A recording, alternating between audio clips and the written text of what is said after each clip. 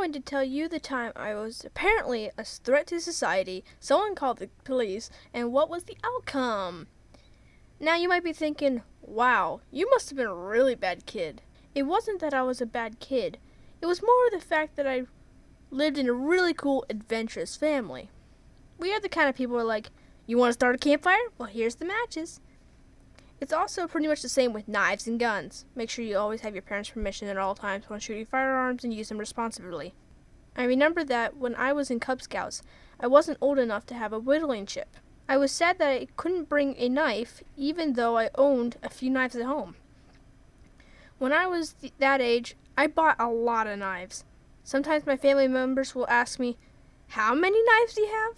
And I just kind of give them the same answer of, I don't know. I wonder how many dollars I wasted on buying knives. So anyways, side tangents aside, let's get to the first time the cops got called on me. Okay, so let me set the scene. So we lived in a town in a nice neighborhood, and my siblings and I were homeschooled. So for history, we built, well, mostly my mom, because we weren't good at that kind of stuff, an Eiffel Tower made of popsicle sticks. So it was becoming the end of the school year, and we needed to get rid of it. So my mom was like, let's go beat it up with a baseball bat and burn the pieces in the driveway. And us young and excited kids were totally for this idea.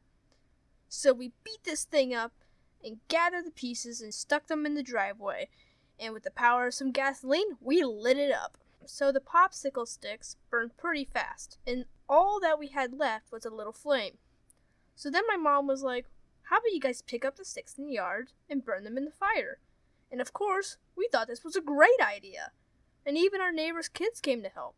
So what we have here is a bunch of kids picking up sticks and leaves, trying to keep a flame the size of your hand burning. So my mom went inside to the kitchen to do some dishes. But before you know it, a police officer came and parked in front of our house.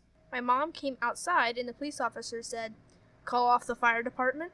That's right, someone called 911 and they were going to send the fire department. After that, the police officer asked some questions for the report, and as he was writing it down, he asked how to spell Eiffel Tower. The best part about this was the fact that my mom thinks she misspelled it, so somewhere there might be a police report about some unknown tower. It turned out the reason the police officer came was because the garbage company came and reported that someone was trying to start a fire. I still like fires. The next story happened when I was at the park with some other homeschool families that we were getting to know. We were at the park nearby, playing on the playground, just having some fun, and at this playground, I brought one of my pocket knives. I don't really know why I brought it, but I mean, why not? So after playing for a while, I decided to sit down and pull out my knife and start whittling on a little stick. During all of this, there was some grandma and her grandson at the park as well. So after maybe 3 minutes of whittling the stick, probably not even, the grandmother came over to me and said, where's your mother? Now, being the semi-trusting child, I pointed over to a group of talking moms. She then asked me which one of the moms was mine. I think I remember saying the one in the purple shirt. This grandmother angrily walked over to the group to go question my mom. I distinctly remember not having pockets, so I gave my knife over to my older brother because I was afraid of getting my knife taken from me. Though it wasn't like I was trying to be some samurai master or anything. Now, over at the group of moms, the grandmother started a tirade at my mom, and my mom gave the best response to this situation. She started by asking questions like, well, is he chasing people with it? Is he damaging park equipment? Is he threatening people with his knife? And the grandmother person was so mad that she said, well, I'm calling the police. And my mom said, get this, go ahead. The moms then proceeded to wait to see if the police would show up. My mom took my knife just in case she did call the police. The police never showed up, thankfully. We didn't think that she really called the police till a week afterwards. It turns out that she did call the police, and one of my friends was hiding behind a bench, eavesdropping, and heard the conversation between the angry grandmother and the police officer. It went something like this. There's a kid at the park that was carrying a knife.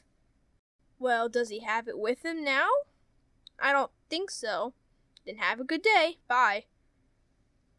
And that's the 2 stories about how people called the police on me and my siblings. Just me that one time.